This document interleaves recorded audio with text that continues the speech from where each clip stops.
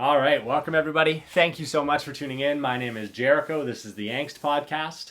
Very excited for today's episode. I think I'm going to treat this kind of as like a digital journal entry or like a vlog, if you will. I'm just going to kind of rant and ramble about just kind of where my headspace is at and like where humanity is at this current stage in time. Are we in history? Where is humanity in the universe? The recording date for this episode is November 12th, 2020. Just for a little bit of context, obviously 2020 is the year that the coronavirus took the world by storm, and it's been referred to kind of a lot of different things by a lot of different people. You know, this is a crossroads, this is a turning point or a tipping point. It's been called the fourth phase, which is an interesting book and concept, and essentially just describes that there's this 90-year cycle, essentially something equal to a human lifespan, and we're kind of coming to the end of a 90-year cycle. And so that's this baby boomer post-World War II kind of generation that has had kind of their hands on the reins in the driver's seat for what seems like a really long time or an eternity for some of the younger generations. And they're coming to kind of the end of this reign where they're either retiring or passing away. And I find it really interesting because some of these and for me personally, I'll just say, like, I'm a little biased here. I feel this. Like, this should be obvious to everybody. This has obviously been a crazy year. We realize that our supply chains, our governments, our leaders are potentially not necessarily set up for even like a minor shake or wobble in what's supposed to be like a first world, like functioning, technologically advanced, like mature society. So I can feel this in my gut. We can see it demonstrated certainly in the West, in the United States, but just as the entire globe is rocked by a virus with a 1% lethality rate, we can see that we're not actually necessarily as well set up as we think we should be, or as how do I say this? Based off of our intelligence and our understanding and our technological capabilities, what the fuck? We should definitely have a better grasp on this situation. So going forward, I think a lot of people can appreciate that there is going to need to be a big shift or a paradigm shift in the direction that we're going, how we're preparing for the future, what our species, how are we going to become an advanced species capable of protecting everyone and caring for everyone and genuinely showing compassion for not just others or humanity, but for the planet and the cosmos that we are part of. How do we become a spacefaring race that can colonize other planets or make contact with other life? Like, we need to get our shit in a pile here. Like, we are just exploding diarrhea all over the bathroom right now, and I think a lot of people are tired of it. And so I'm going to give you my worldview, my opinion. I'm just one guy on the internet. And I know that obviously we're living through an information overload right now, but I constantly see this over polarization of every topic. Every topic has to be black or white, left or right, Republican or Democrat, this or that, us versus them. And I think that that is a manufactured narrative that we are sold by mainstream media and the politicians.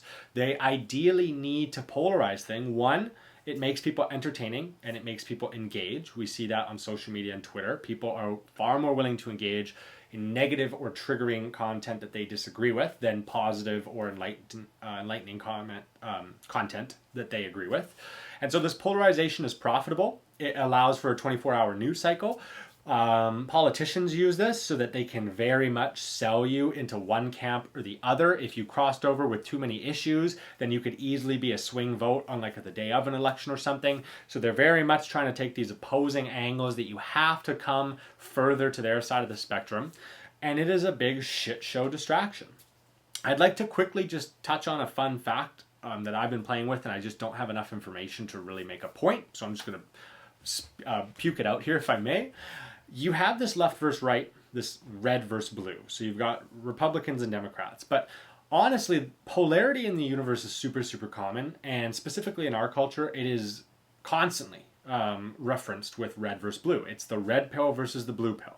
It's a cop siren.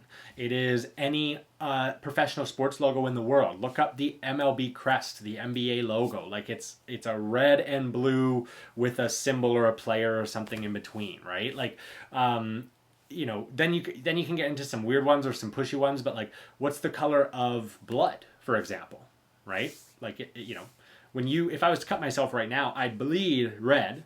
But looking at my veins and internally within my system, like blood is kind of like a really dark red, like a blue, right? Like when it's not in contact of open like surface oxygen. So you have this dichotomy of this polarization really present throughout culture and through reality.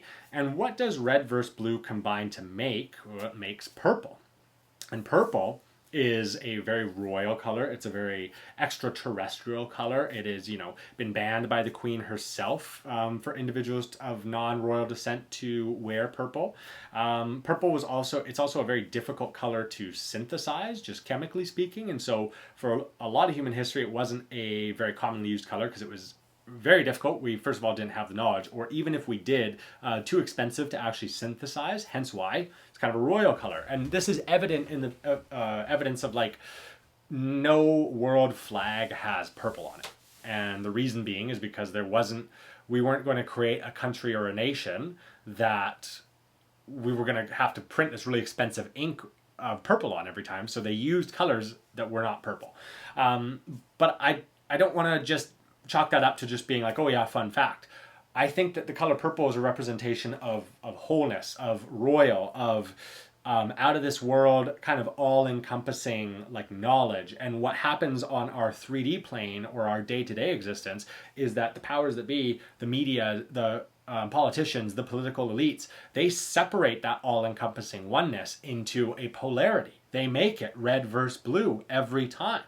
This black versus white, this 1 and 0, this you're either with us or against us. And so I think that right now is something that's really, really going on that's hard to break through because it creates noise. It is pure distraction. And you see it in the US election. Like, did anybody think coming into this election that this was going to go smooth, or that the ballots were going to be like we were going to get a presidential announcement, either a red wave or a blue wave the night of? No. It was obvious months back that it didn't matter which side won, the other side was going to cry foul, right? Obviously, we see Trump's team doing that right now, but I guarantee you the Democrats, who are people who have been manipulating stimulus packages, people who have had a Russia witch hunt the whole time, trying to get the president impeached, obviously don't like Trump being in the White House for another second. I'm quite confident that they would have disputed this as well.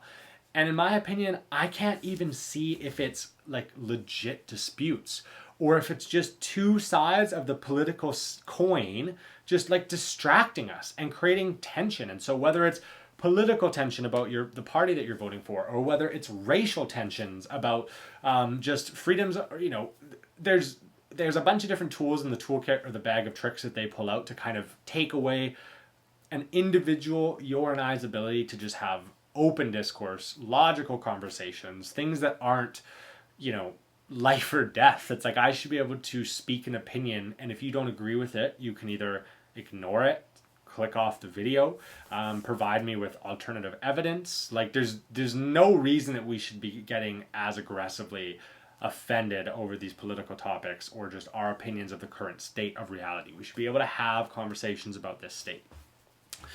So where are we, guys? So we've got a U.S. election. We've got infinite amounts of money printing and world banks all over the place, devaluing nations' dollars. We've got people that are very tense. Some of us are very, very fearful of coronavirus, or losing our loved ones. And we're very angry, potentially, at other individuals that don't see it as we see it.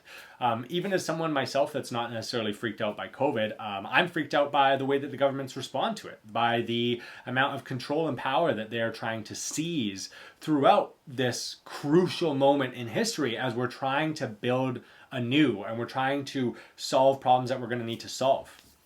And I would like to add, guys, I do believe that these are unprecedented times, that this is one of the coolest and most important parts of history that we have seen in a long time.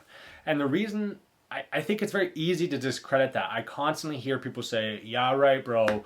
Oh, you think you're the most important. You think it's everybody ever thinks that they live at the end of the world or the best time in history. Like it's all just your own ego and bias. And like, I respect where that comes from. That's not wrong from like just yeah, okay, I'm sure other human beings did feel that.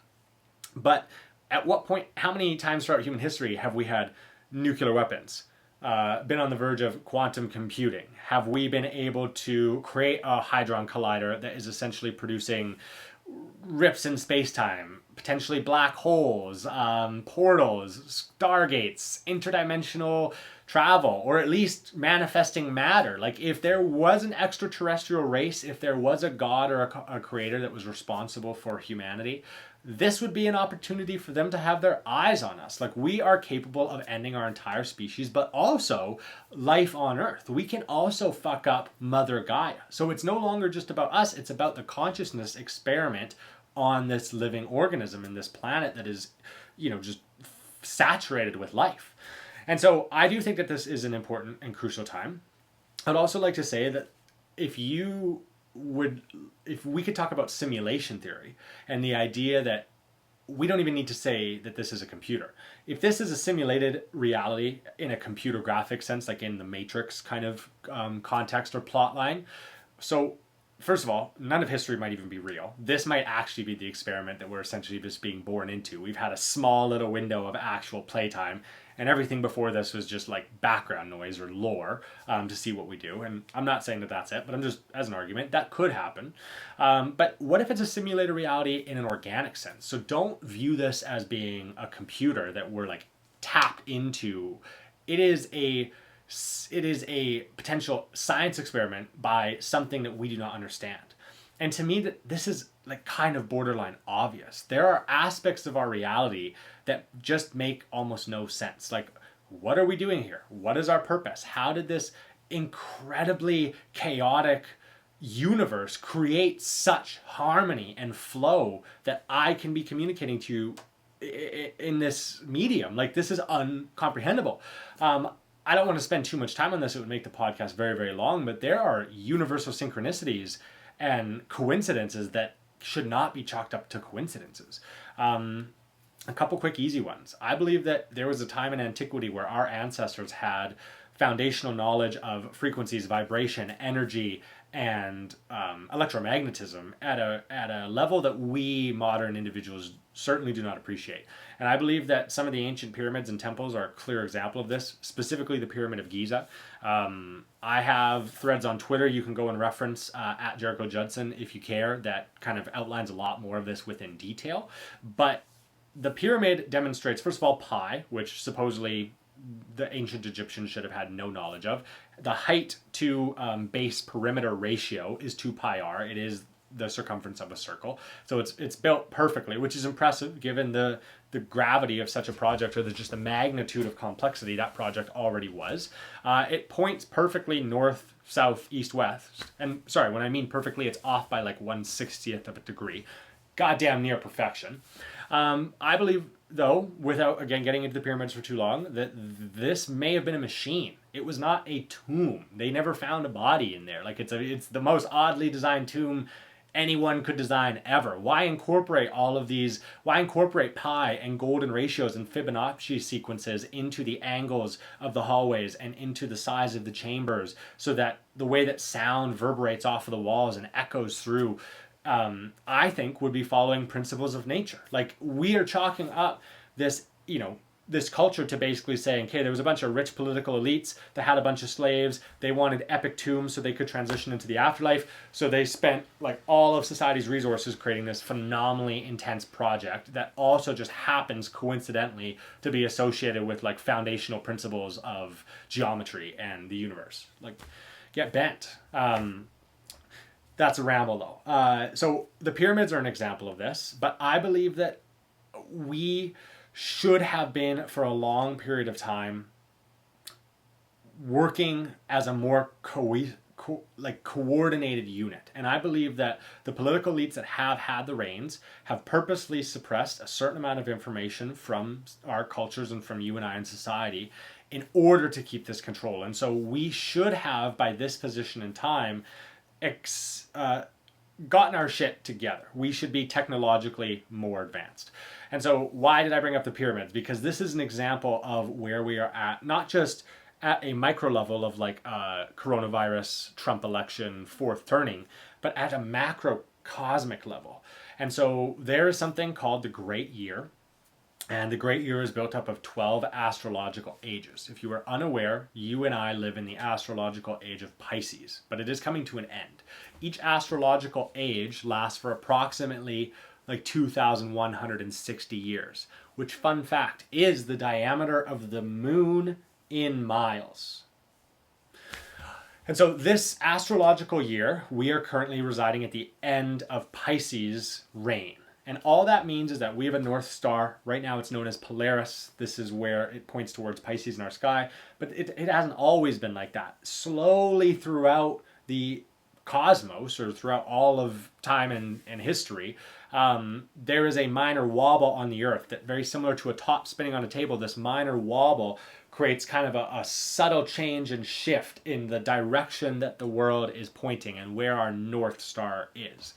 And so this subtle change takes 2,600 years to complete an astrological age. It takes 72 years to move 1 degree. So if you're referencing this in the sky, it will take essentially a human lifetime for you to notice a 1 degree change. So it's slow. It's slow from a human being's perspective. This is why it's kind of difficult for us to put some of these pieces together. But the ancient Egyptians did it, and they built it into their pyramid structure in the ratio and size of the Great Pyramid of Giza. And they're not the only ones. And so we have this astrological age, this reference to the wobble of Earth, or the precession of the equinoxes, and this imbalance that creates this cosmic cycle, or the great year that lasts 25,920. And so you take, also, fun fact, take pi 1.618 and square it. So 1.618 times 1.618, and you'll get 2.592. So odd. And so we have this great cosmic cycle that just happens to be going through a transitionary phase into the end of Pisces and into the age of Aquarius. Age of Aquarius being the water bearer, and being the bearer of information and knowledge. And so I believe personally that we are coming into an age of insight or awakening or conscious uplift. And I think that there are certain people that are going to handle it better than others, but I'll come back to that. And so as we, at this, political and nation state moment, are looking at all of these different angles, I don't think that's random. I think that we as a species, we are tuned in to the electromagnetic fields that are around us. I create an electromagnetic field. My heart creates an electromagnetic field. My body is producing an electromagnetic field, as is yours. The Earth is producing an electromagnetic field that most of us don't very often connect with or ground to, because we're always in a house, we're always in apartments, we're always wearing shoes with rubber soles that don't translate that electromagnetic field. The sun produces its electromagnetic field, and that has an impact on the Earth. The moon has an electromagnetic field, although weaker, that has an influence here on Earth. It certainly has an influence on the tides of the ocean. It has influence on female menstrual cycles. Human beings are 2/3 water. That's like what our mass is made up of. So if it has an effect on the tides, it has an effect on water. Like, what do you think it does to you and I? And like, certainly as someone that's worked in customer service, the restaurant industry, people that are first responders, nurses, works in hospitals, they'll tell you shit's weird on a full moon, right? So like, let's not just put on our, I'm Mr. Logical hat. Let's actually talk about what the fuck's going on. And so as we have this kind of angst and anxiety here at a personal level, at a cellular level, with cancer, autoimmune disorders, I could go on a million different lists, coronavirus knocking out a bunch of people. If we were a healthy society during a normal period of time, I think we would have backhanded coronavirus to the side. If you're an individual that gets their heart rate up, you run, sprint, stretch, lift, and perform. If you eat healthy foods or cook your own food or grow your own food, and that's a majority of your diet, if you get out in nature and breathe in the right particles and bacteria and basically absorb your microbiome from the reality that we're supposed to just be connected to and a part of, if you ground into the Earth's electromagnetic field, if you get the right amount of sunlight throughout the day with your circadian rhythms all set and getting proper sleeps, not drugged up or taking NyQuil or sleeping pills or caffeine, like the list goes on and on and on. In a civilization that was living in harmony with nature, coronavirus would have been a quick slap of the wrist. It would have been nothing more than a software upgrade to the human system, which I think is likely important for this cosmological event, because viruses are part of our genome. We are like 7% viruses. Guess what? There are viruses all in this room, all in me, all over you. This has been what we have been doing for a very long time. We are interacting with trillions of foreign microorganisms that are within us. This is what your gut's made out of. This is, your skin is covered with this. Like, we are in symbiotic experience with nature. Viruses are no different.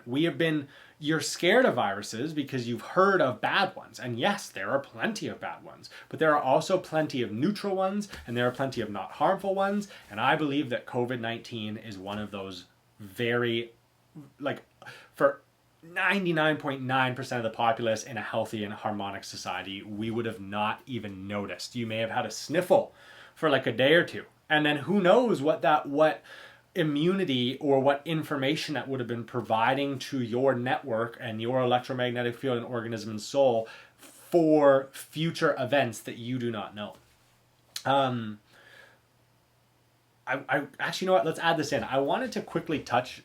I've been playing with this idea of determinism, and I don't necessarily believe that the universe is deterministic, as in, we have no free will, you can't contribute to things, but deterministic in the sense that, like, me, Jericho, as an individual, if I am given a decision or a challenge to some capacity, in a lot of scenarios, I'm trying to make the right answer. And the right answer can mean a lot of different things. It's, what benefits me, what is the ethical decision, what will make people in my life happy or make my community better. Like, there's a million different angles that humans are going to look at this, but there is technically, as you maneuver through life, a version of yourself that is more moral or enlightened or wise or connected. Like, I mean, there has to be certain decisions and a certain life path of showing compassion, of having experiences, of loving, of feeling depression or loss. Like, there's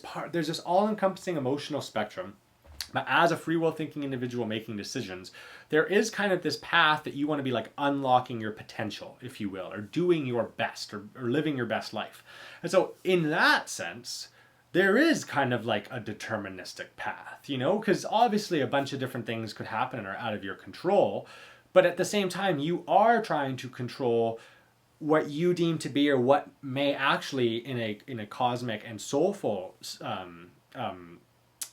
meaning or sense actually be the right path, or the path you should walk, or it's best to walk, And I've been trying to think of this with this deterministic, like, as society, we should be able to close our eyes and talk about, like, and envision what a society should be, like where we should be going, how it would function, and skip the noise of how we get there. Like, let's not make it too complicated. Just like, if we could snap our fingers, what are we looking for? What would a healthy and harmonic society look like, and how would it function?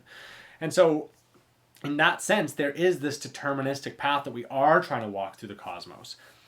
I think that we are under the influence of a higher power, and whether you call that higher power God, whether you call it electromagnetic energy or light and the sun, which is clearly a god to human beings or to life here on Earth. It's source energy, it's our home. In that context, I believe that there is an aspect of the algorithm designed to create stability. And so this is this harmonic note of nature and this balance and equilibrium that it's searching for. And how does it achieve this balance? It achieves it with a wave. It achieves it with flow. It achieves it with spin. And so what happens is that there are these cycles. And so you and I get born and we live and we die. There is there's a yin and a yang, right? And so to come back to this polarity thing, there's always a red and a reverse blue, but it comes together to form purple and all-encompassing one and wholeness. There is a me versus you, but we come from the same source. Like, there is only one God. We are connected beings. Humanity is connected. There is this life and death state. There is this positive, negative, yin yang, north, south, left, right. There is this polarity to our 3D reality, but in an higher enlightened state or in a higher realm, it is just one. It is all encompassing. It's all the same. At least that's how I like to think about existence and consciousness. And so built into the algorithm is this on off, this reset. And so, you can only function as a human being for like 24 hours, like 30 hours, until you borderline just pass out and your system just shuts down, because you can't remain in this conscious state for that long. There's all of this energy and all of this information and experience going on, and eventually you have to tune down, shut off, reset, download, delete, upload, process, whatever. I don't know what's going on exactly, but some type of rest and occurrence has to happen where you enter into a different state of consciousness and then return back into this reality that you and I know so well. Because of this reset, I don't think it just occurs at an individual level. It occurs at a societal level. You see the fourth turning. You see generational resets. You see nations rise and fall. The world currency moving from this currency, goes from the British pound to the American dollar to Bitcoin. Like we're constantly going through these cycles and seasons, and that doesn't just exist in our reality or here on Earth for humans, but exists in the cosmic level. And so this is the part of astrology that I give a fuck about, is where we are positioned in the world does matter. And so there is energetic forces, and I think this is part of the algorithm that allows the universe to reset or to get better, to maybe download and cycle through positive information, uplifting information. Like, you guys have had enough. Maybe here's a little helping hand, right? And this only happens every once in a while. So how often does this happen? Well, when we're talking about the great year, I believe that it takes about 25,920 years is kind of this all-encompassing one. So in this wholeness, in this great year, I believe that there's very likely a golden age, a bronze age, an iron age, a silver age. There has to be some type of transition back and forth. You guys might be able to hear this squirrel. He might go crazy for a bit. And so there is this whole great year, this one time, and I believe that in antiquity and some of our ancestors, and when we see the Anunnaki myths or the ancient Egyptian Osiris myths, or any of the Eastern philosophies that had these crazy gods that showed up and provided them with all of this enlightenment. You saw it in the Aztec nations, you saw it in the Mayan nations, the ancient Sumerian tablets. Like, when you ask or reference these cultures, stories, and histories, and they're like, hey, where'd you get all this knowledge? Or like, how'd you possibly become the society that built the pyramids, or Göbekli Tepe, or Angkor Wat, which has a foundational piece of it that's a lot older? How did you get this knowledge? Or, how did you possibly do this? And they say, oh yeah, there's a being that came to us and presented us with all of this knowledge and insight. And that's like the story every time. And yet modern humanity is just like, yeah, those are a bunch of crazy dudes building crazy sculptures, and they just were really religious. We don't know. It's probably bullshit, right? Well, I don't think it's bullshit. I think that there are these periods of cycles and reset. And I believe that there was a period of a golden age that was very likely 12,000 years ago, give or take. This coincides with the last ice age and the ending of the Younger Dryas. This is kind of Graham Hancock's work, Randall Carlson's work. But I believe there was a massive flood or deluge. And this pops up all over the religious texts and, Noah's Ark, but all over the world. It's not just like Christianity. And so you have this story of this massive flood, this massive reset. And I believe that that was the end of the golden age, where we had this immense knowledge of electromagnetism and energy. We could very likely levitate stones, create light. Like, I don't think that we needed I think we pulled energy out of the plasma or the ether. I believe we pulled knowledge and wisdom and insight out of the ether. We were connected in spirit and in mind and body to the universe in a golden way. And this is probably very likely this has stuff to do with gold as well. So we see the ramifications of why gold has value to a certain extent. But anyways, as we come out of the golden age 12,000 years ago, there was a collapse and a reset. This is not because anybody necessarily did anything wrong. This is because God, this oneness that is all encompassing, you and I, this consciousness that is experiencing itself, it can't just live in a golden age all the time. That would be a singularity. There would be no polarity there. There would be no good versus evil. Like the God requires a devil. Like the Batman needs a Joker. There's always, you have to have glory days. For glory days to occur, you need dark days and dark ages.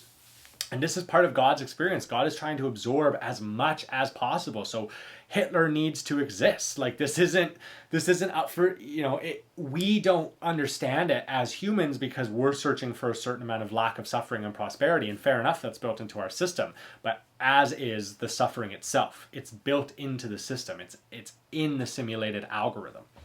So this golden epoch ends. There's a massive delusion flood, and essentially we're a species with amnesia. We think the world's fucking 6,000 years old, or at least recorded human history, that we're basically in this linear trajectory up to technology. We've got all the information, and that's all just a lie.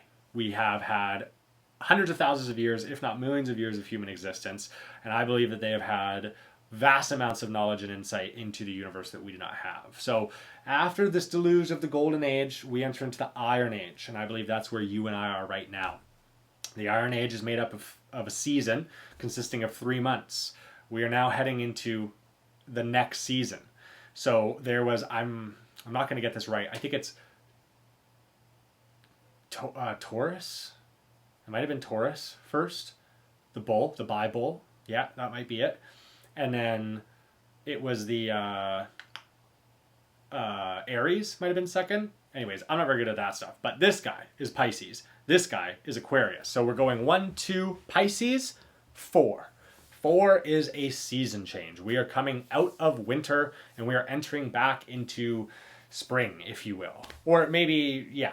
So there's going to be, in my opinion, some type of cosmic event or insight or electromagnetic surge that pulses through our universe. I believe that this information has been suppressed by political elites, by publications and journals and media, and I know it sounds pretty crazy. I don't know how physical it will be versus how spiritual it will be, but I do believe that we're coming into the final stages of the game. It's 2 minutes to midnight.